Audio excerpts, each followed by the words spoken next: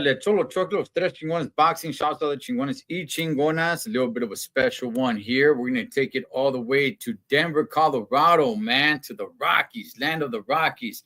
We're going to go ahead and chop it over with my boy Conrad from Mile High Hustle and talk a little bit about him and how he got into boxing, man. He had his pro-am debut, and I watched it, and I'm like, okay, this is the second time I watched Homeboy fight, man. So let's go ahead and let's bring in Conrad from Mile High Hustle. What's going on, big dog? How you doing? How you doing, brother? I'm doing great. Blessed. Thank you guys for having me on. Hey, no problem, man. Shouts to everybody who's watching us on Mile High Hustle as well, man. Um, Gracias so much for making the time, dog, to jump on and chop it up, brother. For sure, for sure. This is one of my favorite boxing channels. I like you guys, man. I like you guys got a good little team. No, I appreciate that. I've been trying to sabotage the other two, but damn it, it just doesn't work, dog. You know what I mean? Yeah, those are good dudes, bro. Dave, you know what I mean? Mr. Contreras, he's I've seen his background and what he, it's crazy. He's kind of affiliated with we have a House of Paid gym out there in Temecula. That's actually partnership with us. You know what I mean? So they're like their family, and I guess he's kind of close to him. But I followed his background, man, and really impressed with. That's the stuff that what as Rasa we should be looking up to. You know what I mean? And men Yeah. like this that have gave their service and time to for the betterment of humanity. So salute to him. And then Mikey, man, I was seeing Mikey hit the bag, and I was like, man, Mikey got manos, man. Mikey got hands, bro. I was like, ooh. I seen that. I was like, dang, Mikey, you have some hands, my brother. Yeah. He's got some hands to back up that mouthpiece he has, man. But yeah, for I sure, guess you man. gotta have him up with the way he goes in. Yeah, dog. No, those are my brothers right there. Shout out to David Contreras and Mike Zavala, man. So, Conrad, well, I do want to get into the pro am and all that stuff, but before we do all that, let's talk a little bit about you, big dog. I've met you, I've chopped it up with you, but I don't really know too much about you outside of the fact that you're from the land of where they eat bison burgers and everything, which are good, by the way, man. I had me a bison burger when I was in Denver. I want to go back. I want to have a bison steak, dog. But let's talk a little bit about you, dog. Your upbringing, mom, dad, siblings. Where'd you grow up? Where were you born? That kind of good stuff. Grew up in North Denver, working class family, come from a working class family on both sides. I am half Güero, so my dad is Güero. And, my dad and my mom separated at an early age. My dad passed away when I was like 5. We lived in North Denver. I grew up in North Denver, and like most young men that don't have a father, I was attracted by the streets. You know what I mean? Mom did the best she could, but mom was no stranger to the streets as well. You know what I mean? So it was kind of very different when I go visit my familia over there in Green Mountain. My grandpa was pretty much well off. He worked real hard, had his own business.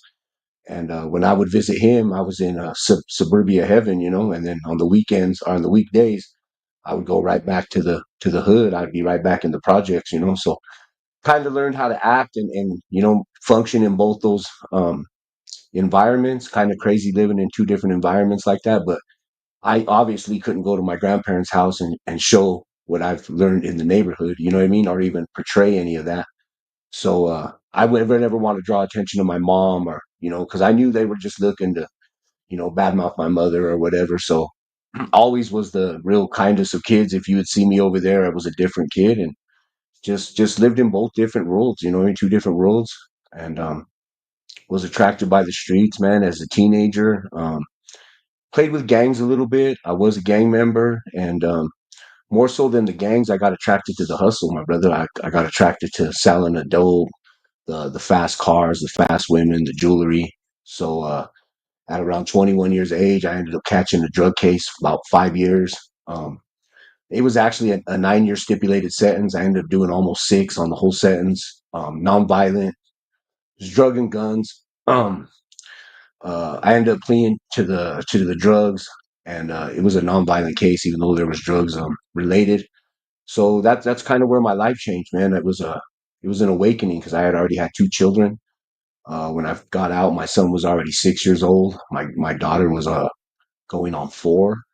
So it was rough, man. It was real rough just, going through that, and it was gut check time, you know what I mean? I didn't have more time to waste. I had to get to work. Luckily, when prison, I was able to take a printing class, and that ended up being my lifeline, that ended up blessing me with work. I was able to work, and I did I ended up being a printer for the newspaper agency out here. It's called the Denver Post, and it was a great job, man. Worked there for about 10 years, and that job really kept me out of trouble. I worked long hours. You know what it's like. You're dedicated to the. It's a hustle in a different way this time. You know what I mean? You're working for it, but I would work 70, 80 hours a week, my brother, and um, Let it was me hard, bro. But finally was able to outrun my past. Okay, let's back up a little bit. First of all, Sure. man, I appreciate the fact that you said that your dad was Weddle, right? A lot of people kind of like sweep that under the rug, like it matters that much, you know what I mean? Did you know your dad at all? When Yeah. when he when okay when he took off, did you have any connection to his family, to him, or was it gone? It was done. No, I would go see him on the weekends. Him and his ready-made family. And yeah, I knew him. I knew him. I loved him. After he passed, I blamed my mother for a lot of stuff. He Hmm. wasn't there to answer for. And then, after my mother passed away, a lot of stuff bubbled to the surface. I find myself kind of despising the man he was, looking at him like, man, you quit on me and my mom, and you wanted to go be a dad to some other young men. You know what I mean? And it's kind of like that. I still like really dealing with that 'cause my mom passed about 3 years ago. I think a lot of that stuff kind of came to the surface, and yeah, I kind of look at it like that, But he's a weddle, he was a hard worker, but he had his flaws like all of us. You know what I mean? I think that's what makes me a man that's dedicated to his family today, brother. Like I try to keep all my family safe. I'm the leader of my family, and I think that's his shortcomings become my I don't have the luxury to fail. You know what I mean? I don't have the luxury to fail again.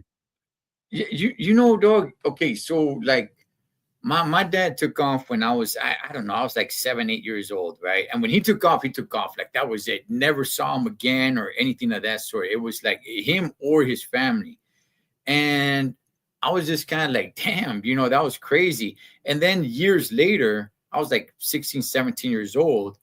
I was sent to go live with them. And here it is, a dude that I haven't seen or heard from, no phone calls, no anything, right? And it was crazy because he had a daughter, which is my half sister. And just like what you were talking about, you know, he stood there to raise her.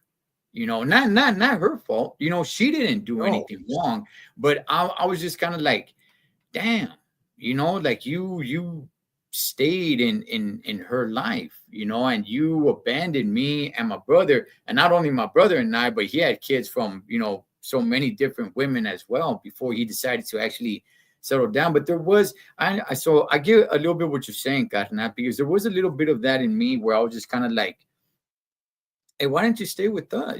Or stay in our lives. You staying in her life, which you should. That is your daughter, but you like, what's up with this, man? So I kind of get what you're saying, Carnal. I can understand that, man. And you're old man, and you guys are you guys okay today? Are you guys no, he passed away when I was 5, auto pedestrian accident, and like I said, I blame my mother because he wasn't there. He wasn't there, so there's no yeah, one else to blame. Mom, shit goes wrong, we only got mom to blame. You know what I mean? But mom was strong, man. Mom was strong. Mom was flawed, but mom was a fighter. Mom stayed. You know what I mean? Mom didn't quit. I see my mom at the very worst, bro. Like addicted, alcoholic. Uh, uh, she had women, like lots of men. So that's where a lot of my failures come from is my mother because I didn't get that attention from her like I needed. I think that's why I was I fell I fell into the traps of very very distasteful women, brother. You know what I mean? It's something to do with just distasteful women that are like they have I don't know. I think that's something I didn't get from my mom. You know what I mean? I didn't get attention from her. So you know. Yeah, yeah, dog. I completely understand what you're talking about. I get it with like the fellas, especially when you're young. It sounds cool to be like, hey, you know what I mean? Just smash and dash. Homie, go be with that honey, and then go be with a friend and be. But in reality, man, that's very low level, bottom of the barrel kind of digging right there, man. And I know a little bit about that. And nah, homie, as a man who has two young sons, dog, I would not want them to be doing that kind of stuff or hanging around with certain hyenas like that, dog. Like that's not that's far from it, man. I would be highly disappointed in them and myself. So no, I And get you. that's us being a man. How you wear their shortcomings, right? We Yeah, we feel accountable for it, correct? Like when you yeah, see one of your kids fail or they're hurting, you feel like it's a lot of it weighs on you. You know what I mean? Like, man, I messed up here. I shouldn't have did this, or you know. yeah, yeah, for dang sure, man. So your love for boxing, dog, where did boxing come around? Were you always a fan? Did you catch boxing? I'm talking about just like watching the sport and just like in the sport. Was boxing around you? Did you guys Yeah. have parties for like the Chavez fights, Tyson fights, the La Hoya fights at all? I mean, what was that? Because for me, that was it for me, man. I grew up, all my family's from south of the border. They're all from Mexico. So every time Chavez fought, it was like a party at the house. Every time the La Hoya fought, it was a party at the house. It was like a holiday, homes on the serio. And that's just where I picked it up. Now they all kind of fell off of boxing, but it stood with me all the way through and through.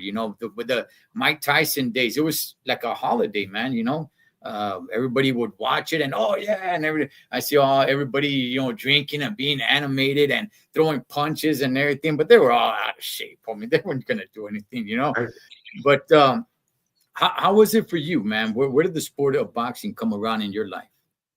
My mom's brother, my uncle John, turned me on to the sport. Um, so he's the one. Like I was a big Tyson fan. I remember I was a big Larry Holmes fan. I remember when he lost to Spinks, I was all sad. Big Mike Tyson fan, and that's when my uncle turned me on to Julio Cesar Chavez. Okay. And I think one of the first fights I seen of him is when he just demolished Melcher Taylor, bro. Oh, And people watch that fight and be like, "Oh, he robbed Magic Taylor," and I'm like, you know what? You got to watch that fight to really, and you got to know boxing and love boxing to really see what's going on in that fight. Did Magic Taylor outbox him? Yes, I said, but in the battle of the actual war, he was losing. Those punches he was taking. I think after the fight, they said he lost like almost 2 pints of blood in the fight. A pint. He had to go right to the hospital. Should he have got the win? Yeah, he should have got the win. He should have got the win. But that's part of boxing, man. That's why we love it, the drama of it. So that was a dramatized fight. He won it in the last 3 seconds, drops him. Referee stops the fight because he don't answer. I was like, wow, you know what I mean? I found love with him since then. And then there was a pat. Well, it wasn't really a passing of the torch. De La Hoya kind of took it. A lot of Mexicanos were like, De La Hoya, they didn't like him because what he did to Chavez. And I get it, man. I love the art. I love the science. I just love the art of it, man. It's when a dude moves gracefully and can move and slip a punch and land a punch.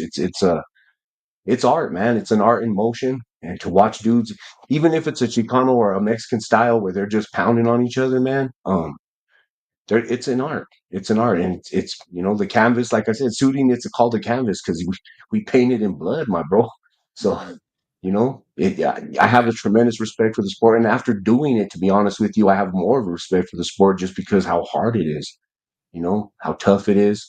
Um, to be honest with you, I would have walked in that gym a long time ago in my 20s, but I'm gonna be honest with you, I didn't have the cojones to walk in that gym. I knew if I walked in that gym, I was going to get a pummeling put on me for the certain way I looked. Um, that's the honest truth. I knew I was going to get my ass whipped walking in there. You know what I mean? And that happened anyways in my later as I went in there now. But you're able to earn the respects of your brothers, man, by training hard. And like I said, when we do what we do, we don't know who we're inspiring. You know what I mean? And some dudes ain't even eager to speak up and say anything that, hey, I was inspired by what you did. You know what I mean? Like, but hey, that's where we need to speak up, man. Like I watch some of the stuff you do, man. I'm like, man, I'm inspired. That dude goes after it. Like he got that heart. Like, man, he's if he can do it, he's gonna do it to his best of his ability. That's the stuff that intrigues me. That's the stuff that I'm like, man, I'll step into that fire. Let's do it. I appreciate that. Likewise, dog. And I, you're right. Sometimes it could be somebody from the other side of the country, the other side of the world, or something that would see you or see somebody and say, like, you know what? Damn this. I'm tired of this, man. I'm gonna go get something. And it doesn't necessarily need to be fighting, right? But there was a and it's kind of strange that I'm gonna bring this up because he ended up suing him afterwards. But the movie Rocky was actually born when Sylvester Stallone watched Muhammad Ali versus Chuck Webner. He was broke at the time. He didn't really have a lot of money. He was invited to go watch the Muhammad Ali versus Chuck Webner fight, and that wasn't a big fight. Nobody knew who Chuck Webner was. Chuck Webner was just a nobody. Stallone goes, he watches the fight, and he gets the idea like, oh, smack, like this is one heck of a story, So that's what got him the idea to write the movie Rocky. Later on, lawyers got involved, and Chuck Webner ended up suing Stallone. It's crazy, man. But yeah, dog. I mean, nobody knows what can inspire somebody to go. And by the way, that changed Sylvester Stallone's life. The whole Rocky franchise. Till this day, he's known for Rocky more than anything else. Yeah, there's Rambo's, Expendables, Cobra, all the great stuff. But he's known for Rocky more than anything else, man. And probably to this day, it's probably still the most American inspirational movie there is, man. So, yeah, no, dog. When I saw that you're getting in the ring, I'm like, all right, cool, man. Let's see, man. So you never had boxed before. Is that what I'm hearing? I would go to the gym with my cousins. So we would go, I would hang out. I would always be in the gym with my cousins. I didn't have the money to get a book or get sent, you know what I mean? To get a book Mhm. and to fight on USA Boxing. I didn't have that money. This stuff me and my mom didn't have. We were on welfare. We lived in the projects, money was short. But I would hang out in the gym and I was allowed to work out, but I wasn't able to really have fights or anything, you know what I mean? Um, I I was a gym rat after I got out of prison. I hung out a lot of MMA gyms. I've always just had a gift for hands, brother. Like I said, my stepdad was a very sadistic, violent man, and that was something he was very blessed with was combat. Mhm. And he would make sure I knew how to fight. So I don't know. I've always been a very athletic dude, so I felt like I can pretty much mimic anything, just with my athleticism. But the whole thing with the boxing is just I don't know. I think I just have a natural. I know how to throw a good jab. I've always known how to throw a pretty good jab, and then I had stuff that was like when I started up here at the gym. I had a lot of stuff that they had to clean up. You know what I mean? But my coach was like, I didn't really have to teach you much. I just had to clean up some of the stuff, the bad things you were doing. So that Mikey got it started. That guy right there. That's the start. That's the one who started it. You know what I Yeah, mean? there he is right there, man. Where is it? There he is right there, man, with his big old Ned Flanders mustache. The Shout man, out, that's the man himself. shout out to Chicano too, man, up there in Absolutely. Salinas. Um, yeah, when it comes to boxing, um, like as I got older, like I messed around in a few boxing gyms here and there. I never really had any fights or anything. I tried to put my boys in it. My oldest one, he did it for like a little bit, but then he wanted to play football. But I always, and when it came to working out, right? I was always athletic, Holmes. Like I was always athletic, and I didn't do anything with it. That's why I kind of look back at my life sometimes, and I'm just like, damn, you know, I was a very athletic, kids from the teens to the 20s, and instead of doing something with it, I just got high, drank, kicked it with homies, and that was it, man. And the only times I would work out was pretty much I never really liked lifting weights. Even to this day, I'm not like a weightlifter or anything, but I like doing all kinds of other workouts, man. And boxing workouts is one of them. So that's one thing that kind of kept me a little bit, connected to it some way, somehow. Um, but everybody that I've talked to with boxing, it has a story like you, dog. Has a story like you and I. It's very rarely do you ever run into a fighter that has a good mom, good dad, great upbringing, no complaints. Usually they get into other sports. You Mark Kriegel, shouts to Mark Kriegel. I like his reporting. He works for ESPN, and I heard him being interviewed. He's all like, he's covered all kinds of sports, baseball and everything. And he's all like, man, I just love covering boxing because when you cover boxing, it's like the streets, gangs, drugs, the mob meets the ring. And I was just like, damn, that's a good way to put it. So let's get into you now wanting to get in the ring. Where did you say, like, you know what? Because we're not young, dog. We're not young. Where did you say, like, you know what, man? I got a little bit of gas in the tank. I want to see if I could, put the pedal to the metal and make something happen. When did that come? Was it always something that you wanted to do that you just never got a chance to do, and you're just like, damn, kind of living in regret, like I should have done it. Oh, okay, I could do it now. Like, how did all that come to be? So I wasn't on YouTube when you and Gunner fought. I wasn't on YouTube then. I had learned about that afterwards. Um, I think the Tony EBK fight, man, and then after he called Boxer out, and I want to say I was in Chicano tubes when he was on the recap of the fight, and he was like announcing, "Hey, these two are gonna fight, Boxer and Tony." And I literally say in the comments, if either one of them can't go, I'll step in for one of them. You know what I mean? If either one of them pull out or if there's any problems, I'll step in gladly. And I Let, let threw it me out there. I don't. let me interrupt you real quick. Why? Why? What made you feel that? What made you say, like, you know what? Hey, if one of these dudes steps out, count me in. What was it that just I made seen you I feel seen that? Tony. I seen Tony, and I literally was like, I beat that kid. I'd get off the couch and beat that kid. I'm not trying to be. I'm not. No disrespect to Tony, man. Tony, EBK, they got in there. They did it. That takes a lot of balls, bro. And I respect any man that gets in there and is willing to throw down. Just being honest, man. I'm just being 100. I'm no disrespect. This is me being completely honest with me, everybody, myself. I literally looked at both those men. I could beat either one of those guys as old as I am.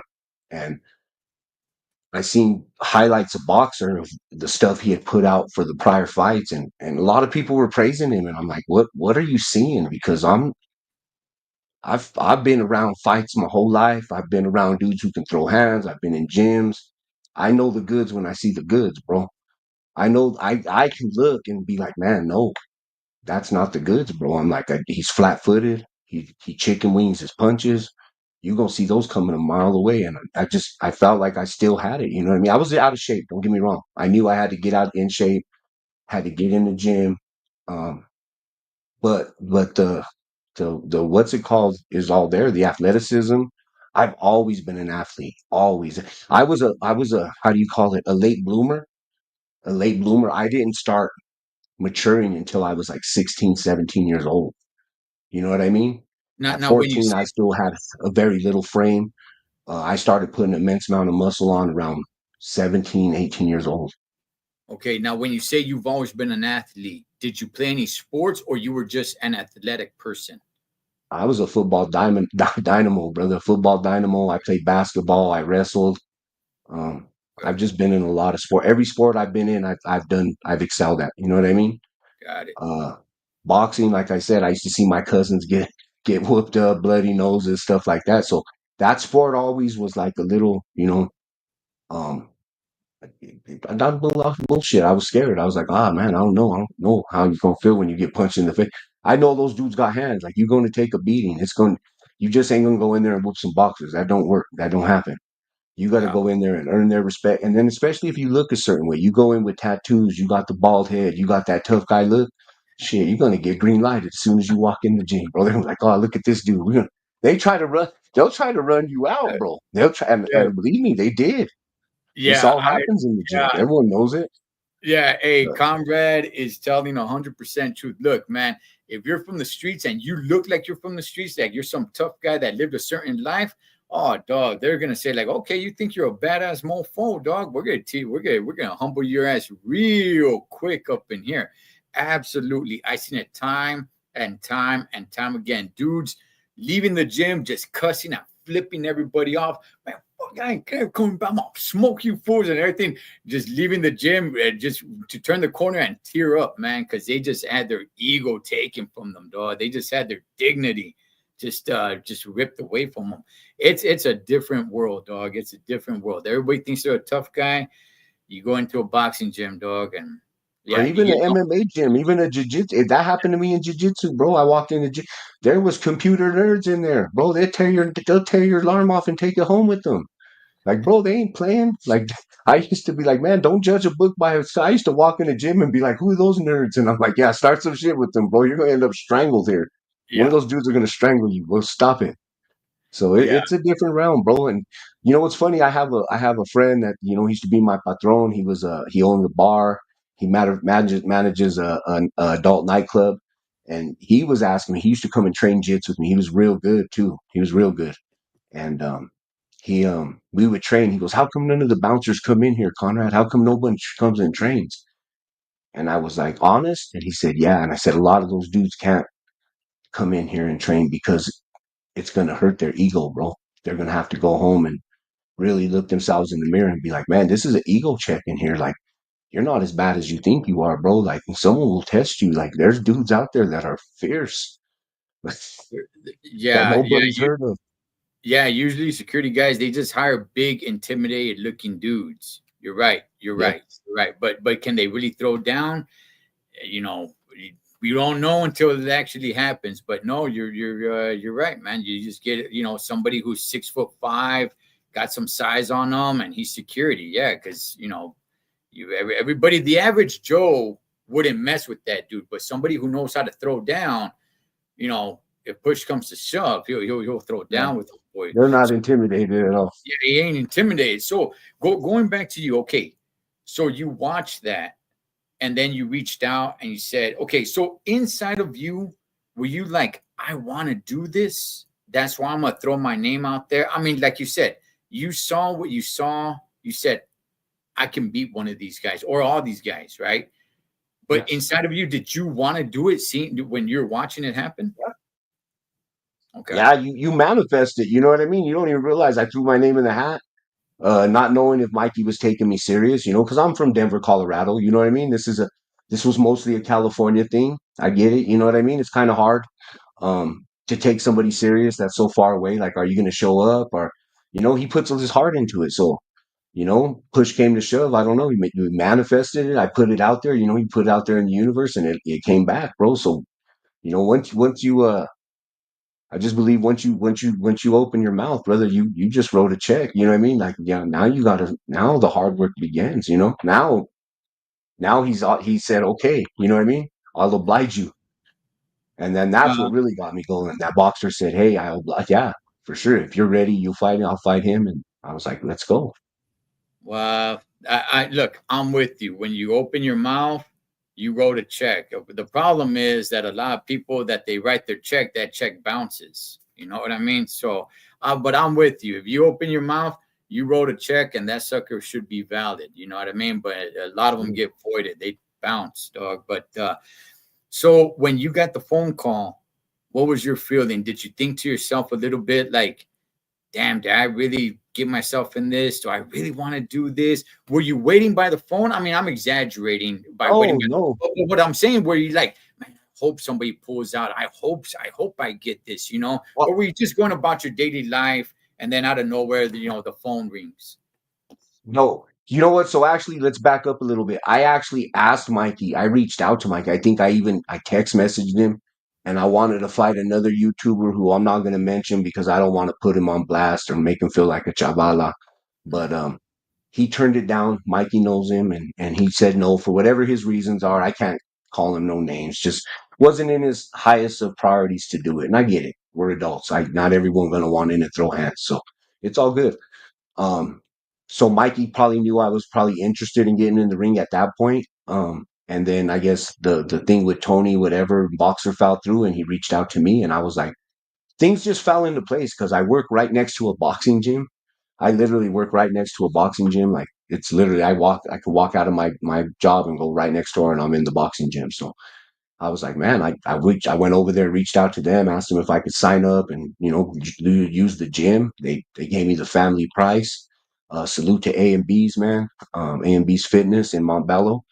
And I went in there and started training, man, and got to it. You know what I mean? Started eating right, tightened up my diet, um, started hitting the hills, started running. It was tough at first. It was tough because I let my body get too comfortable, man. Yeah. Started Yeah. agreeing with my inner hyena. Nah, that happens to everybody, man. At some point, where you just gotta turn around and be like, because at first you're like, well, you know what? I'll take a day off. Man, a day turns into a week, then a month, and next thing you know, it's like, damn, man, I don't do anything anymore. Like I just started accumulating so many days, and it's like, next week I'll get back into working out or whatever it is that you do, and then next thing you know, man, it's just like, damn, I guess I don't do that anymore. I got to get back on it and force myself to do it, man. So yeah, man. So you made the trip. I was there. I called the fight. Um, you won hands down, hands down. You definitely won the fight. Now, take us from there. Where was your mindset? Were you like, okay, I want another one of these YouTube fights? Where did this all come about? Where you're like, I want to keep doing this. I want to continue. I want something more. I didn't feel like I got tested in that fight. Hey man, salute to Big Box, man. Respects, all my respects, bro. All whatever happened afterwards, that happened. I've forgiven you. That's water under the rug. Hey, big respects, man. You went the distance. You took a beating, homie, and you went the distance. You didn't take the easy way out. I will always call you a warrior, bro. Um, but after it, I just didn't feel like, you know what I mean? I didn't get, I didn't even get really punched in the face, bro. I didn't feel no pain. There's something that comes with that, bro. And my coach even told me, he's like, you're gonna get in a fight in here, bro, and most fights, you're gonna get tested, and something's gonna come out that you didn't really know about yourself. You know what I mean? This happens in a lot of fights, and he was just, getting me ready, prepared. And then after I had won, my coach was happy. He was like, bro, you did what most people can't even do. And I was like, what's that? And he's like, you went on the fucking road, bro. He's like, dude, who who goes? He goes like, bro, you never even had a fight. You went on the road by yourself and fucking fought, bro. He was like, you know how fucking proud I am? You know how much fucking balls that takes? And you know how much mindset it takes to go out there and do that? And I was like, no, right on. And he was like, you made it look easy, bro. He goes, you did. You made it look, you worked freaking hard. Like, so my coach was like, he's honest with me. He was like, "Hey, bro, you're still learning." He was like, "Bro, I'm surprised at the age you are. You're still learning." He was like, "Bro, I came back and he was like, you've gotten so much better since the fight." And then he asked me, my wife, I kind of like agreed with my wife and was like, one and done, and she's seen it. She knows me. She knows who she married. I mean, my wife knows who she married. She knows when I'm not satisfied, and she knows, she sees the passion I have for it, and she knows that that's detrimental to my mental health. So she supports it. You know what I mean? And she was like, if you want to do another one, I'm okay with it. And I think she's more worried about my health. You know what I mean? Because I'm one of those dudes. I don't know. I'm one of those guys. I'm stubborn, bro. I'll walk through a brick wall and keep going, and I'm not hurt. And you know what I mean? I can roll through this. And that's what she worries about. But, with this one, it was fully sanctioned, Colorado Boxing Commission. And me being my age, they wanted to do an assessment of tests on me. They wanted to make sure because I'm a walking, talking liability to them. The Start fit. start start from the beginning on that. How did you find out about that? Who linked you up to that? I've never heard of Pro Am. So to So me, yeah, to me, Pro Am was boxing gear, gloves and yeah. headgear. There's they have the logo, their gear. So start on how did you link up Okay. with this? Okay. So my coach is the promoter here in Colorado. He's one of the premier promoters here in Denver. He runs Airtight Boxing Promotions. He has a not a, I'm sorry, we have an affiliate gym out there in Temecula, California, House of Pain Boxing, who's ran by David Trujillo as well. And they're our brothers, you know what I mean? They run a promotion out there, so they put on fights. So my coach was like, "Look, there's a pro-am, and we have pro-am." And I said, "What's that?" And he said, "It's no headgear, it's three 2 minute rounds, no headgear, 12-ounce gloves, fully sanctioned. You have to go get your blood work done.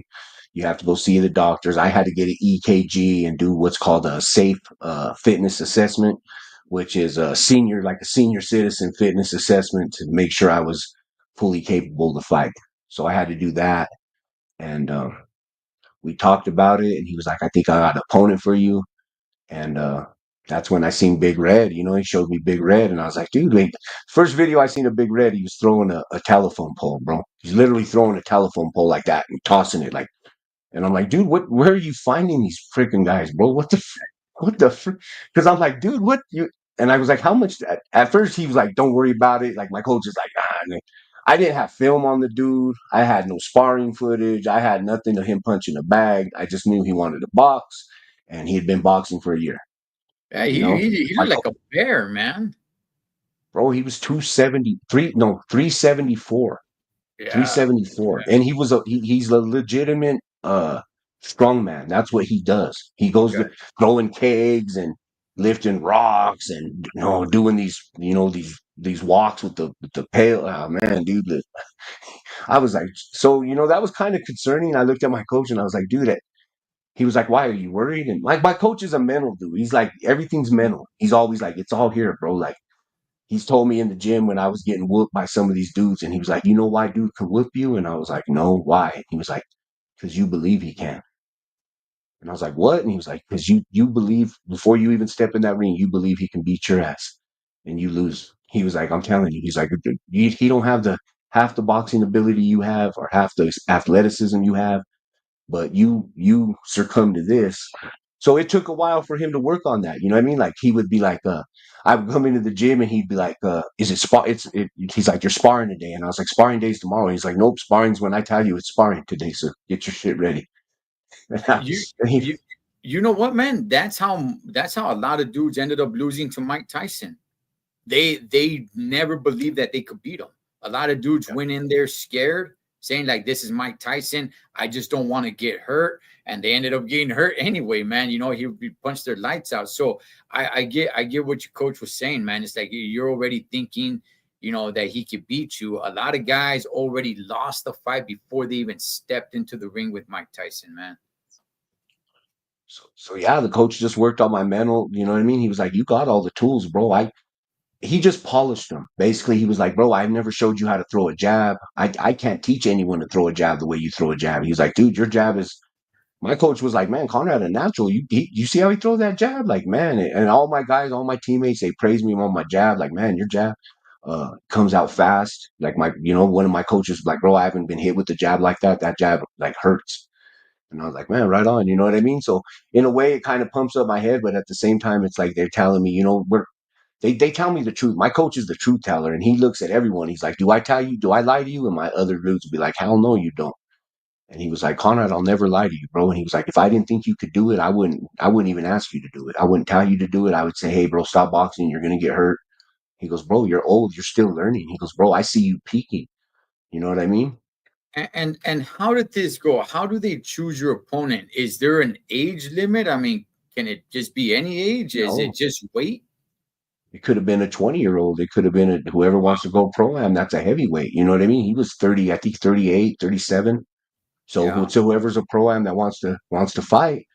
Um, the downside of me is I'm 50, so they see the age, and it's kind of like, well, shit, dude. If you lose to him, you understand that's a big thing. Like, man, you just lost to a senior citizen, fool. Like, Right, right. that could hurt somebody's career. So, you know, I don't know, dude. Like after the fight, bro. After the fight, and salute to Casey Walters, the Celtic Hammer, man. Big, massive individual.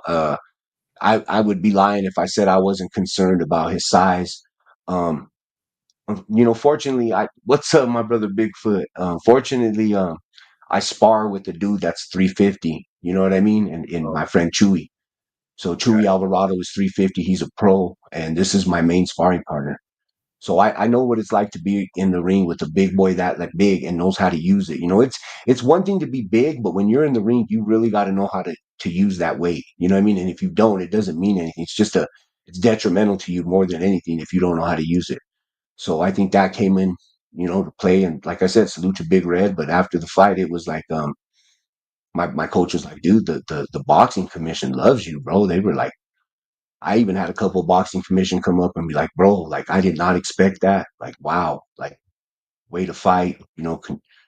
Congratulations, man. I thought this was going to be a joke. You know what I mean? And Right. they were impressed. So Yeah, I no, think hey, when you were able to go in that realm of boxing and you get kudos from guys who really know boxing, it feels good, man. It feels good. It makes me want to keep doing it. You know? it is okay. Yeah, no, I saw the fight, dog. I saw the fight right on your channel, and I was just Yep. yeah. You won. So let me push rewind and kind of back up what you said, right? So when you fought Boxer, I was there. I called the fight. I could just back up exactly what you said. You weren't tested in that fight. That's not disrespecting Boxer, but it was a sparring session for you, man. You're right. It didn't seem like you were tested in that fight much, man, at all. So now that you had this fight, um, where's your mindset at now? Is this something you want to keep doing? And if you do want to keep doing it, I don't want to get too personal in your life, Carnan. But what does the old lady think about it? Because it was just kind of like, now it's something that you want to keep doing. Yeah. Um, no, I definitely want to keep doing it. Mm, I feel the same way after I felt with the boxer fight. I okay. felt like I didn't get, bro. I fought in how many, like, 8 rounds? I've get 8 rounds of boxing, brother, and I think I've got maybe 2 hits landed on me. So it's like, man, I feel unsatisfied, to be honest with you. And you probably know what that feels like getting in the ring, and even with Boxer, with that, without putting Boxer on blast or saying that, because salute to him. Not about his performance. My performance wasn't up to par. I walked in that fight injured. I Yeah. walked in that fight injured and knowing I couldn't do what I normally do. You seen those right hands, how they were like a slapping and not a straight. I Mm, couldn't throw that. I blew out my tricep. I literally blew out my tricep on my arm. So I couldn't throw the straight right. So that right was like a slapping hook. It was like even my coach was like, dude, you know, like some of your punches you can't throw right because you're injured. Like now that's going away. So I didn't feel I was able to show my full self in that fight.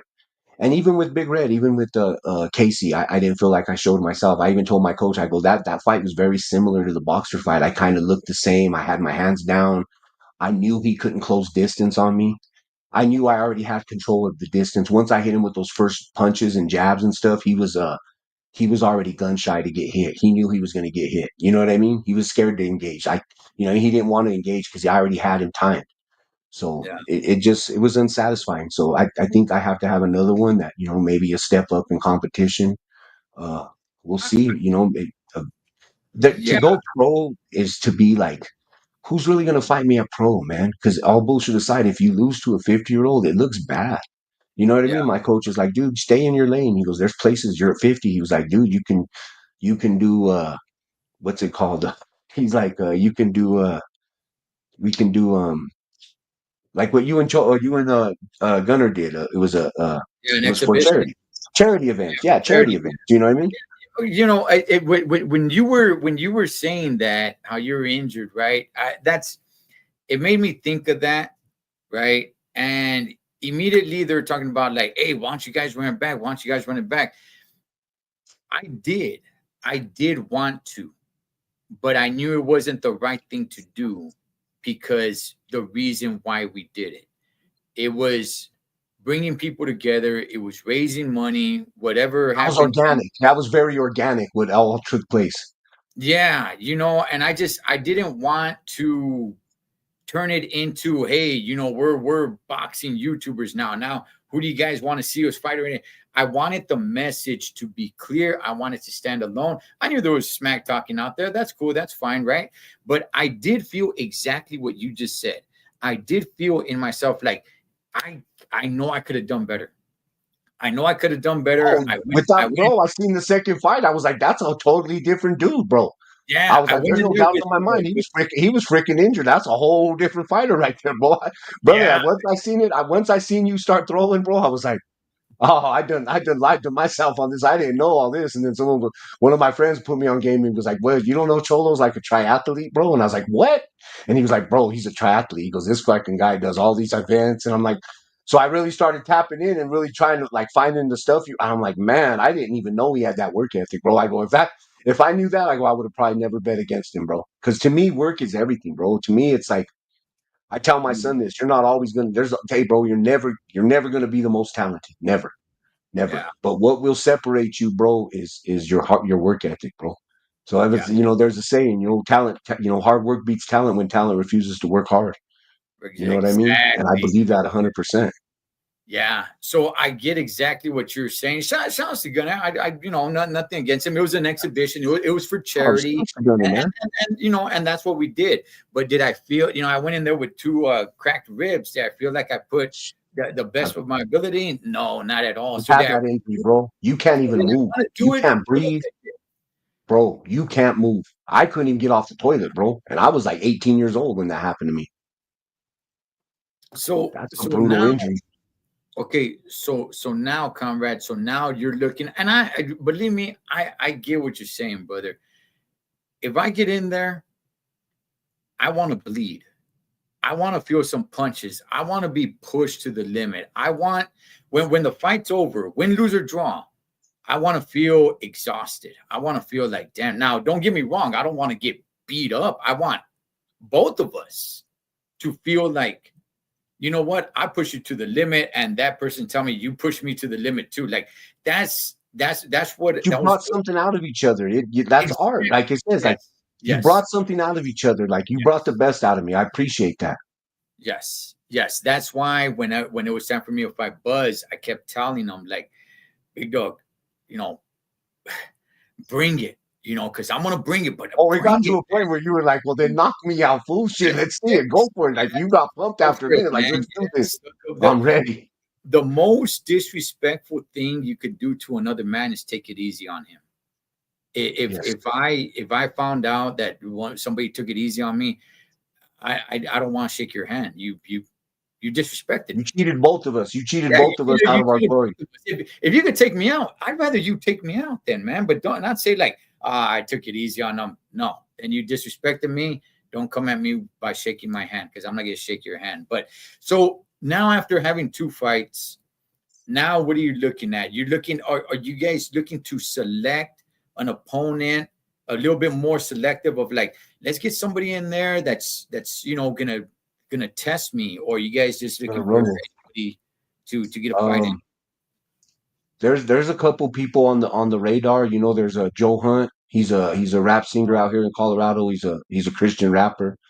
He fought my partner Chewy in the last fights, Mhm. and he gave Chewy a good fight, man. It was a good fight. He rumbled, man. It was a good 3 round fight. You know what I mean? It was an exhibition, but he rumbled, man. And we'll see. I don't know. I want somebody who's gonna fight hard. You know what I mean? Like let's get in there.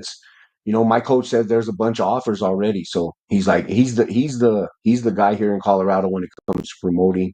So I trust him 100%. He can tell me this dude, and I see a picture of him, be like, okay, let me know what you need. I need to just work hard, man. Just work hard. I didn't really focus on Big Casey. I seen a couple of things of him um, punching a couple things, and I was like, okay, I knew he was big, but at the same time, like I said, I got the footwork that I can get in and out, land my blows, and not get hit. So yeah, whatever comes along, man, I'm open to it. I want, you know what, I really and no, this I really wanted to fight Tony, dude.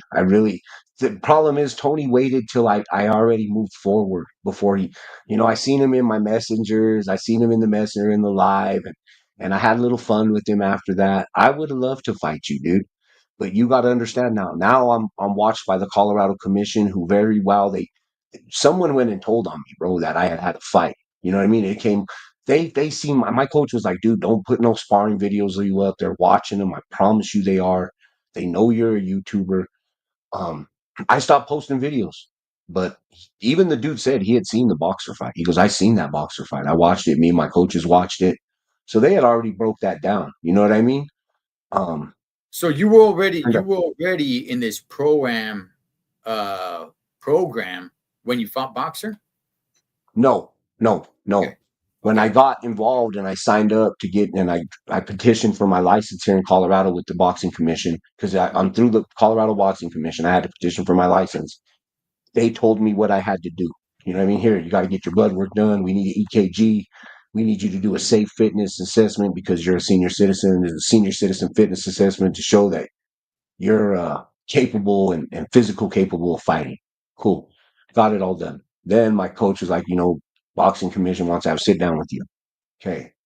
Had to go talk to him. They were saying, look, we're concerned about a fight you did on YouTube. Told them it Oh, was an exhibition. Exhibition. They were like, yeah, we're not really. They don't like that. You know what I mean? I'm gonna be honest with you. They don't like it. They're upset. They were like, there's nothing of your fight in the records. So I was like, no, it was an exhibition, this, and that. They wasn't happy. My coach told me they weren't going to be happy. He was like, they're not happy. Just be honest with them. You know what I mean? Be as honest as you can be respectful. And I was, and they were like, I hope this ain't going to continue. We're not going to see you fighting on YouTube uh, with all this spectacles because if you are and you're doing events that ain't sanctioned, we will we'll take your license. okay. So I was like, okay. I gave my word I wouldn't, and I'm not.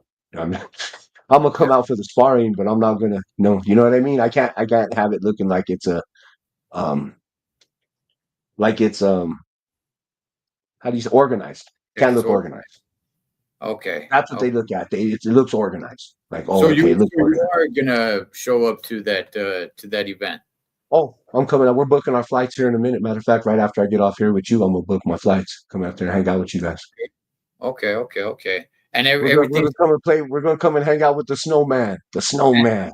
everything's gonna be cool with the commission. Like you guys are gonna Yeah, be yeah. This is sparring. This is sparring. We're good. We're sparring. We're just video some sparring. It's just like me if I was sparring here in Colorado. You know what I okay. mean? Okay. Yeah, we're Okay. good. Nice, man. And when are you planning on having? So I guess what I'm asking is, do you want to have a few fights, or are you just looking for that one banger to satisfy your appetite and say, now I had my, Gotti versus Ward, Pacquiao versus Marquez, Hmm. Barrera versus Morales moment. Like everybody wants that. That's why when like when I get in there, man, I want war. I want, I just This want. is what we picture, right?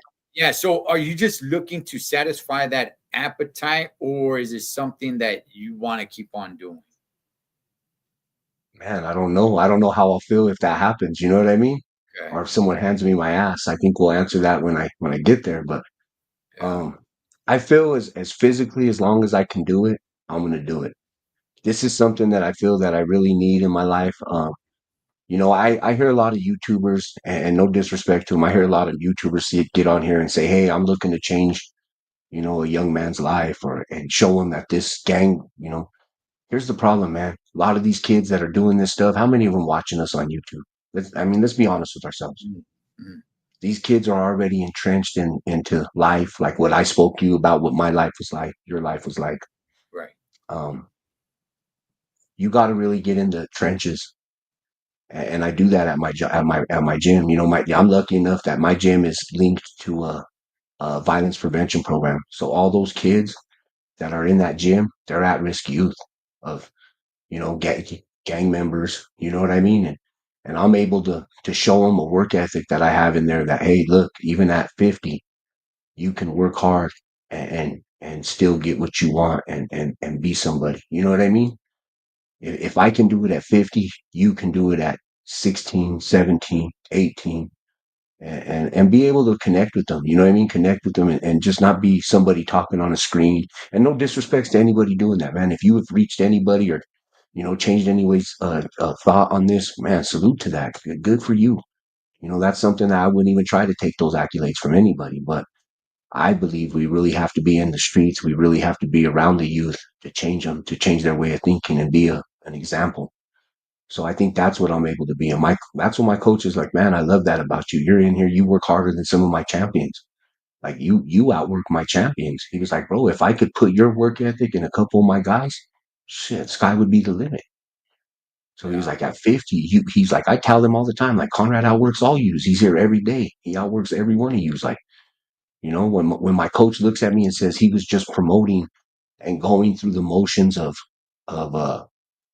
boxing, right? His boxing gym was just his way, to get the youth in there. That's his 501(c)(3).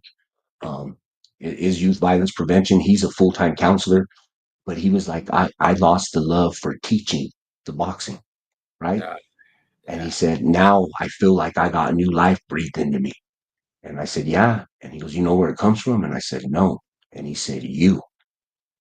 And bro, I'm like taken back. What do I say to that? You know what I mean? Like, man, this is a man who's been around, gave his whole life to boxing, has done things in boxing that I couldn't even fathom. He's been doing this since doing this was cool. You know what I mean? And Right, uh man, what do you say but thank you? You know what I mean? And man, that inspires me to go even harder. Like, man, I'm gonna go harder then. I'm gonna keep going. As long as that man tells me that I have a shot, that you can win, I know what you got in you. And he looks me in the eyes, goes, I put you against anybody, bro, even at your age. He goes, does that mean that I'm gonna do that? No. He said, but I think you can test it. You can fight with the best of them. And I was like, man, that really gives me the means to keep going. You know what I mean? To really keep pursuing. Now, if I get that gaudy moment or that moment that we talk about, man, who knows? Who knows? Maybe I'll say I'm done, and pack it up. But I think this is something that we're doing.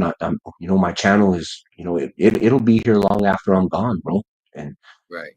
I've gotten caught up in the YouTube drama. I don't want to do that shit, bro. I don't want my grandkids getting on here in 10 years and being like, man, my grandpa was acting like an adolescent at that age. Right. I don't want to be that one that like, man, that's how my papa was acting. You know what I mean? Like, no. I want something they can look back and be like, man, I'm proud of my grandpa. My grandpa was like, he held it down. He was a man. He was respectful. You know what I mean? Wasn't a shit talker. Wasn't sitting here trying to say he was King Kong, the baddest dude. You know what, bro? Nobody's chingon, bro. Life kicks all our asses, and that's a fact. So I'm just lucky to do this, to still be able to do this. I know Father Time is gonna win. He's undefeated, but I'm gonna keep defying him as long as I can. Amen to that, brother. I completely agree with you on that one, man. Hey, big dog, listen, man. This has been good. It's always good chopping it up with you, man. Great conversation here with you. And look, I'm glad to hear that you're gonna make it out Yeah, for the open sparring. So I don't know, man. Maybe you and I can get in there and dance a little bit, yeah, dog. we'll get some work, man. We'll get some work. We Yeah, don't, you know what I we'll, mean? Like we'll I definitely told get Mike, some I work go, I'm not in. trying to show out on nobody, bro. I just want to go out there and work and conversate with some like-minded individuals. You know what I mean? We'll I definitely know get some work in, Big man. man's gonna be there, and I know he's got a boxing pedigree, and shit, he's got some animosity for that Cholo Juan thing. So I don't know. I'll Let's make sure I have to show up in no red. I won't bring no red, homie. let's get some good work Natalie, in that you day, feel? man. I look forward to it. But hey, Conrad, listen, brother, we've time is against Yes, us sir. right now, so it's time to wrap it up. But brother, I want to go ahead and give you the last words right here before we wrap it up. Any shout outs, any last words, anything that you want to say at your age that you're at pro am, still fighting. Any last words, anything, brother, that anybody who's your age or younger than you and is watching this now or later, anything you want to say before we wrap it And up? just whatever you do it with your heart, man. Make your decisions out of love and not fear. And I think everything will turn out all right for you. You know what I mean? I want to thank everybody for enjoying the journey or even watching the journey with me, man. I appreciate it. You know what I mean? I'm just a ordinary blue collar man. Nothing extraordinary about me. I'm not lavish. I don't live lavish.